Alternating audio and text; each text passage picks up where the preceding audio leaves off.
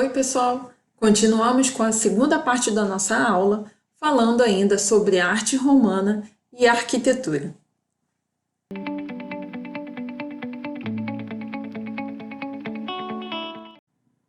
As cidades antigas geralmente eram construídas perto de fontes de água para abastecer a sua população.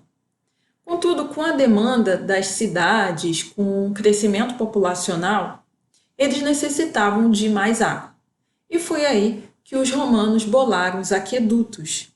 Esses aquedutos eram construções que traziam a água mais para perto das cidades. E a maior parte dos aquedutos era subterrânea, pois era mais econômico e protegido aí de fatores climáticos, ou também de inimigos do império. Na construção, a qualidade da água e a saúde dos moradores próximos à fonte também eram analisadas.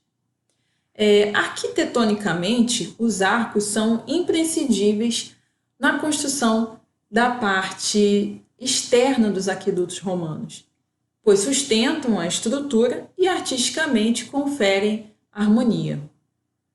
Nós temos aí como um exemplo uma construção bem antiga que está preservada até hoje, que é datada de mais ou menos do ano 60 depois de Cristo, que é o aqueduto da Pont du Gard, perto de Nîmes, na França. Esse aqueduto, o ponto mais alto dele tem 49 metros por 274 metros de comprimento.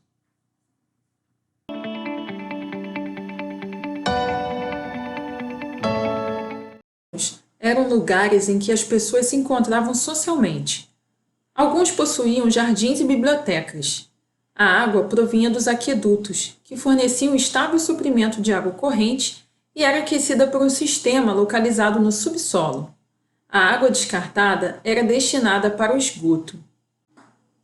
As termas romanas em Bath, na Inglaterra, foram construídas na época do imperador Vespasiano em 75 d.C.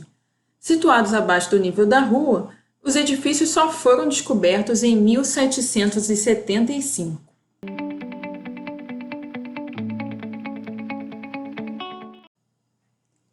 Os imperadores romanos ordenavam a construção de monumentos em comemoração às suas vitórias militares.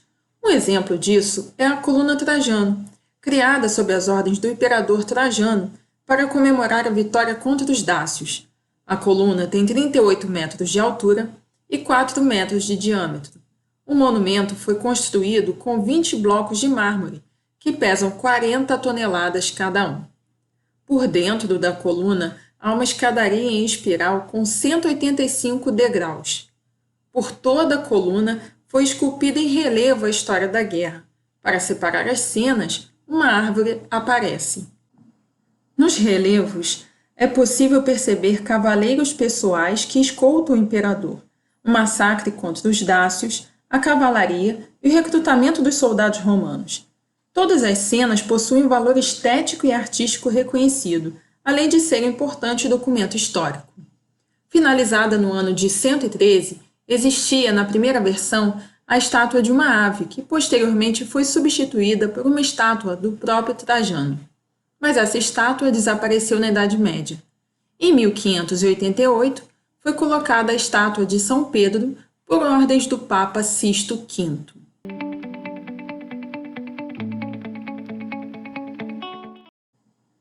O Panteão foi encomendado durante o reinado do imperador Augusto entre 27 a.C. e 14 d.C. e reconstruído por Adriano entre 117 e 138 d.C. A sua planta tem formato cilíndrico com colunas coríntias. As paredes eram ocupadas por estátuas dos deuses, intercaladas por 6 colunas que sustentam o peso da cúpula. Essa cúpula é uma semisfera perfeita, com 43 metros de altura e diâmetro, construída sobre uma armação de madeira, com um núcleo de concreto e 5 fileiras de muros horizontais de tijolos.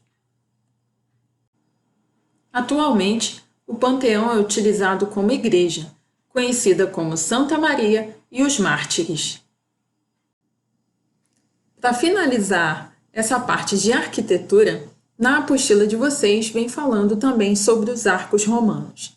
Os arcos eram construções que os imperadores mandavam fazer para os seus feitios militares. Toda vez que conquistavam uma nova cidade ou venciam uma batalha, eles mandavam construir um arco com os seus feitios, contando a sua história.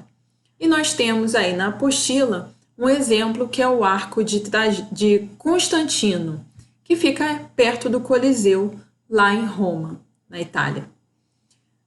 Também fala-se sobre o cimento. O cimento foi uma invenção muito importante porque ele era composto de vários materiais que permitiu o aprimoramento aí das construções. Então começa-se aí em Roma a utilizar o cimento, tal como nós conhecemos. E por isso que várias construções romanas, elas são fortes e estão lá até hoje por causa do cimento empregado nas construções.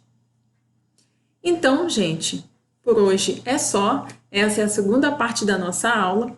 Eu peço que vocês façam o restante dos exercícios que estão na apostila na página 587, que são exercícios contextualizados e os de aprofundamento, para poder fixar aí.